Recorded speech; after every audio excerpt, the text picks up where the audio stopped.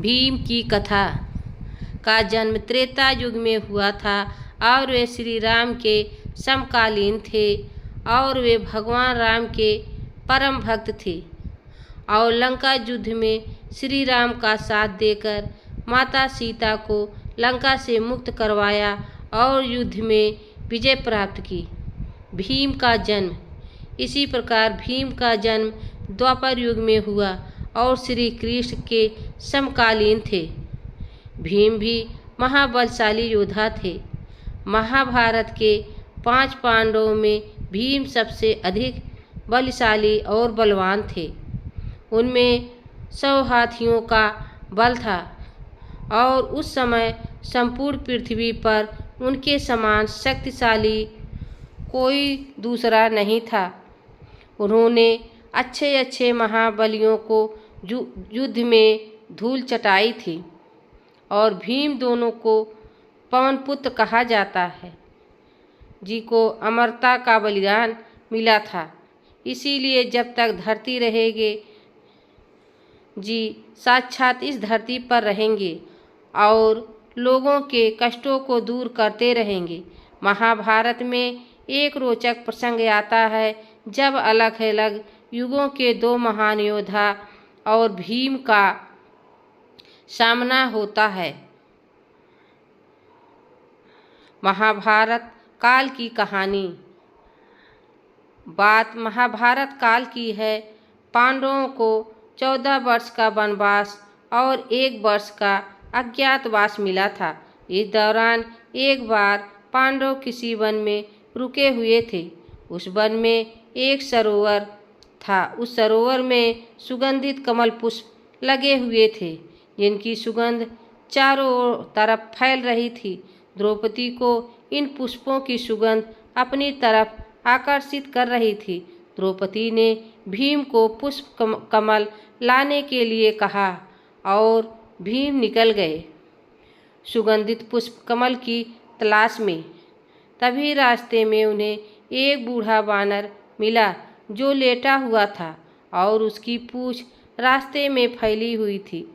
रास्ते में वानर की पूंछ फैली होने से भीम आगे नहीं जा सकते थे, क्योंकि किसी भी जीव के लेटा होने पर उसके अथवा उसके शरीर के किसी अंग के ऊपर से जाना अमर्यादित माना जाता है।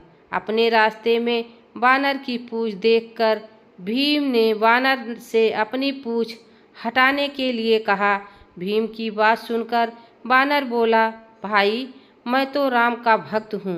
राम जी की कृपा से यहाँ लेटा हुआ हूँ। आप चाहें तो मेरे या मेरी पूंछ के ऊपर से जा सकते हैं।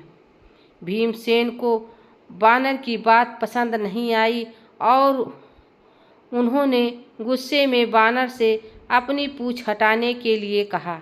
भीमसेन की बात सुनकर वानर बोला, भाई आप तो पृथ्वी के सबसे शक्तिशाली व्यक्ति हो, आप ही मेरे पूंछ हटा दो।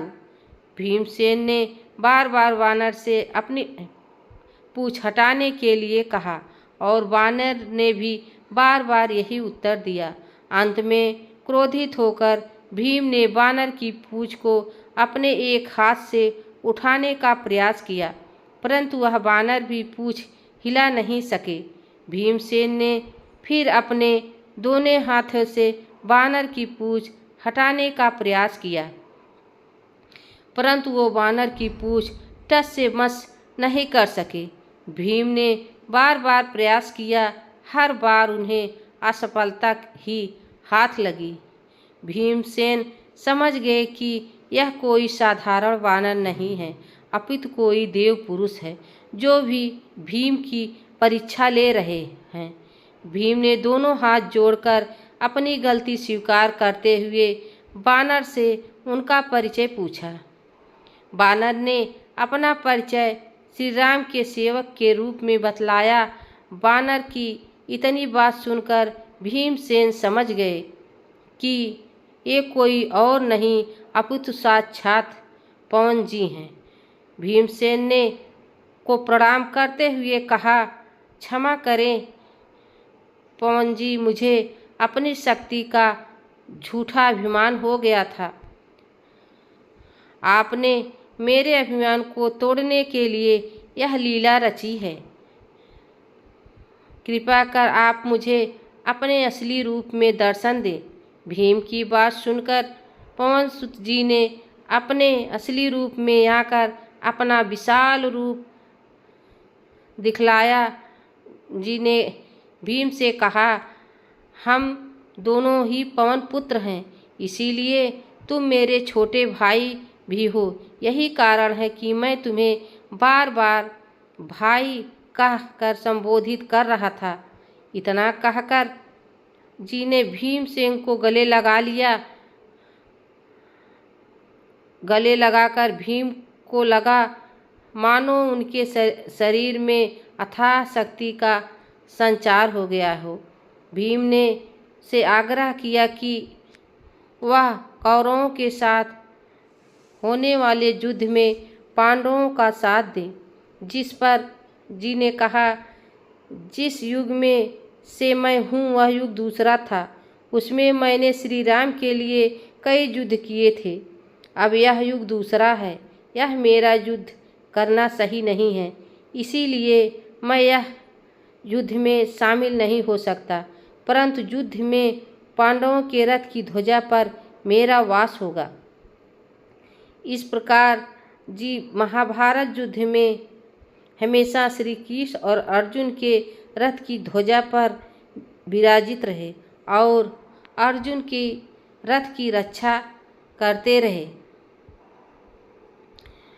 शिक्षा और भीम कहानी से हमें शिक्षा मिलती है कि कभी भी हमें अपनी शक्ति और बल पर घमंड नहीं करना चाहिए। दोस्तों, यह वीडियो आप सबको कैसी लगी कमेंट में ज़रूर बताना, और वीडियो पसंद आई हो तो लाइक सब्सक्राइब ज़रूर करना। जय श्री राम। तब तक के लिए राधे राधे। जय श्री राम, जय श्री कृष्ण। धन्यवाद।